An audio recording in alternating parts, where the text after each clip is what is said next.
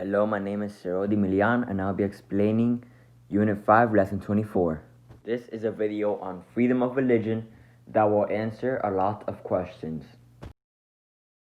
Hi, I'm Craig, and this is Crash Course Government and Politics, and I'm excited. I'm excited because today we start delving into Supreme Court jurisprudence with the totally non-controversial topic of freedom of religion. Now, other than being fun to say, jurisprudence means all the important cases on a particular topic. But unfortunately, I'm only going to be talking about a couple of them because they demonstrate how the Supreme Court reasons its way through a tricky issue. Jurisprudence. Jurisprudence.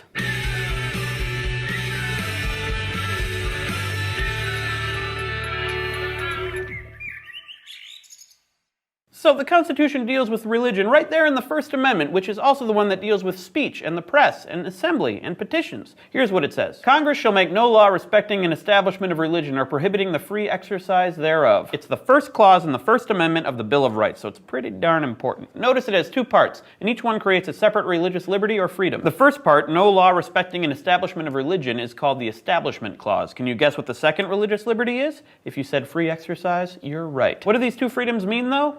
Establishment of religion means that the U.S. can't create an official state church, like England has with the Church of England. This means that the First Amendment ensures that the U.S. does not have any state-endorsed religion, nor does it write its laws based on any religious edicts. And it's also the clause in the Constitution that deals with religious monuments and school prayers and stuff like that. The free exercise clause, in a way, is more straightforward. It means you can't pay for exercise. Gym memberships are illegal. But freedom isn't free. You're gonna pay with pain. No pain, no gain. Actually, none of that is what we're talking about. What it means is you can't be prohibited from being part of a certain religion, although it doesn't mean that any religious practice is okay. For example, if your religion requires human sacrifice because you're an Aztec, state, local, and federal law could prevent you from practicing that aspect of religion, for obvious reasons. Although it couldn't prevent you from believing that human sacrifices were necessary to make the sun rise every day. We are going to anger a lot of Aztecs with this video, Stan. There are a number of cases that establish this distinction between religious belief and religious practice, but my personal favorite is Church of Lukumi Babalu Ai versus Hialeah, because I love saying Lukumi Babalu Ai. You probably figured out that what these two clauses mean in practice has been determined to some degree by Supreme Court decisions. There's a bunch of them, but probably the most important one is called Lemon versus Kurtzman from 1971. Right off the bat, the Lemon decision is a little complicated because it combines two sets of facts, although they both involve public money and parochial schools. In one case in Rhode Island, the state was using taxpayer funds to pay teachers in parochial schools in an effort to educate Rhode Island children, which is generally a good goal. In the other case in Pennsylvania, the state was paying teachers in private schools to provide secular education services. But enough with the setup. Let's go to the thought bubble. The Supreme Court in Lemon versus Kurtzman devised a three-prong test to see if the state law violates the First Amendment religious freedom clauses. Under the first prong, the court looks to see whether the law in question has a secular legislative purpose. In this case, the purpose of the law is educating children, which you'll remember is one of the powers reserved to the states, and for the most part is a secular purpose. Under the second prong, the court examines whether or not the law's principal or primary effect neither advances nor inhibits religion. Here again, the court found that paying private school teachers or using private school facilities did not necessarily promote religion or prevent students from worshiping as they wanted to. The third prong requires that the law under consideration does not create excessive entanglement between a church and the state. This is the one where both the Rhode Island and Pennsylvania laws got into trouble. In Rhode Island, the school buildings where the children were learning were full of religious imagery, and 2/3 of the teachers were nuns. The court paid close attention to the fact that the people involved were kids, ruling, "This process of inculcating religious doctrine is, of course, enhanced by the impressionable age of the pupils, in primary schools particularly." In short, parochial schools involve substantial religious activity and purpose. In Pennsylvania, the problem was different. The court ruled that in order to make sure that the teachers were not teaching religion, the state would have to monitor them so closely that it would be excessive entanglement and give the state way too much control. They ruled that the very restrictions and surveillance necessary to ensure that teachers play a strictly non-ideological role give rise to entanglements between church and state. Thanks, Thought Bubble. So it's pretty complicated, and I'm not 100% sure that I find it convincing.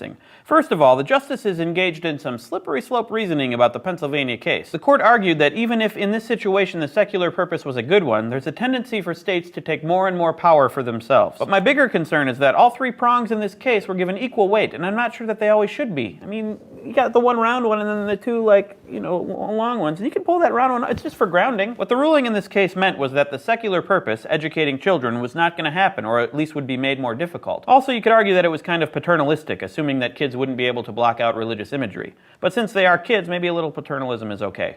You spit that gum out, Junior. So Lemon versus Kurtzman built on an earlier case, Engel versus Vitale, which ruled that prayer in schools violated religious freedom. You would think that taken together, this issue would be pretty much put to bed. Yet every few years a case comes along involving prayer in school, and now they apply the old three-prong Lemon test. For example, one state adopted a statute mandating a moment of silence at the beginning of each school day. One of the purposes of this statute is to provide students with an opportunity to pray in school. Another purpose is to create a calming atmosphere in the classroom to better promote learning. The first purpose doesn't look so secular, and as for the second prong, it doesn't necessarily advance or inhibit a particular religion. Students can choose not to pray at all. Is this excessive entanglement? That's always going to be difficult to say, especially since excessive is pretty subjective. But if you go on the standard of the Pennsylvania case in Lemon, almost any religious practice in school could be excessively entangling because the state is going to have to step in and monitor it. Some school systems have tried to get around this by having the prayers led by students because they aren't agents of the state. But then you have the issue of how much a student-led prayer is really led by a student, and how do you find out without more monitoring and more state entanglement? The Lemon test is an attempt by the court to set up a framework for analyzing future situations where religion and the state might get mixed up. It's probably better than having what legal scholars like to call a bright line rule about religion in public spaces, like schools and courthouses.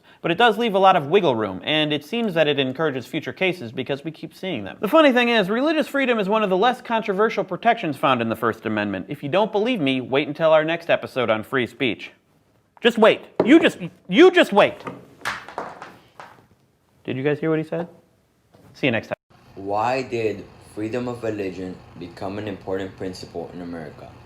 Well, John Madison and Thomas Jefferson were concerned about religious intolerance. They knew that religious intolerance usually led to conflict and violation of individual rights. They knew that if religious intolerance continued being a thing, it would pose as a threat to the community. They later made the Freedom of Religion Clause so that the government could interfere with religion. Why did some of the colonists' ideas about religious tolerance change? Well, colonists started to believe that everyone had the right to believe in what they wanted to believe in. They also didn't want the community destroyed because of religious intolerance. Should your government be able to require students to recite the Pledge of Allegiance even if it goes against their religious beliefs? Well, in my opinion, the government shouldn't be able to require students to recite the Pledge of Allegiance. For some people, this goes against their religious beliefs. This might be considered an act against the religion for some people. Why do conflicts about freedom of religion exist today? Well, some conflicts that exist today on freedom of religion are that people are taking advantage of the Free Exercise Clause. What this means is that people are endangering public health or the safety of other people and saying that is a religious practice. Does it mean that the government may not be involved with religion in any way? Well, if someone does something that is considered religious practice but endangers someone else's life or the public health, then the government can interfere. If the event is already done, they can put you behind bars. But if they catch you doing the action, then they can give you a fine. Should tax money be used to support religious schools? I personally don't agree with this idea because it's something that not every single children will be getting. Some schools will need the money to improve the kids' education, but the money will have been going only to the school that will improve the education of a small amount of children. Should public schools be allowed to give students religious classes? Yes, I agree with this idea because students will be able to learn about the religion in which they believe in during school. They will also have more time to complete homework after school instead of having to spend time at a religious class because they will have already taken the class during school. Should public schools be allowed to require students to take part in prayers to read the Bible during school hours? I personally don't agree with this idea because children shouldn't have to be required to partake in a religion that they don't want to participate in. Children should be able to have the choice to choose the religion that they want to believe in. Under what conditions should a student be able to recite a prayer at a public school graduation ceremony? I personally believe that a student should be able to recite a prayer if nobody in the room minds that he recites the prayer. He should get everyone's consent before the ceremony starts. Is your state passing a law allowing your public school principal to post the Ten Commandments in every classroom constitutional? I believe that this act is unconstitutional because not everyone believes that the Ten Commandments are a real thing, and this will be making everyone believe in a single religion. Is your state passing a law that gives parents who have children who attend a religious school a tax deduction constitutional? Yes, because the government will be helping all religions by giving them a tax deduction. They wouldn't just be helping one religion, but instead they'll be helping all religions, which would be considered religion tolerance towards all the religions. Is your state allowing your algebra teacher to spend part of his class day at church school helping children who need help in math constitutional? I personally believe that this is constitutional because she is practicing her religion by doing this. The government isn't stopping her from believing what she wants to believe in, or stopping her from practicing her religion. Is the principal refusing an unused classroom to be used as a volunteer prayer meetings constitutional? No, this act would be unconstitutional because the principal isn't allowing freedom of religion for a classroom that isn't even being used for anything to be used for a religion. He isn't allowing people to practice their religion.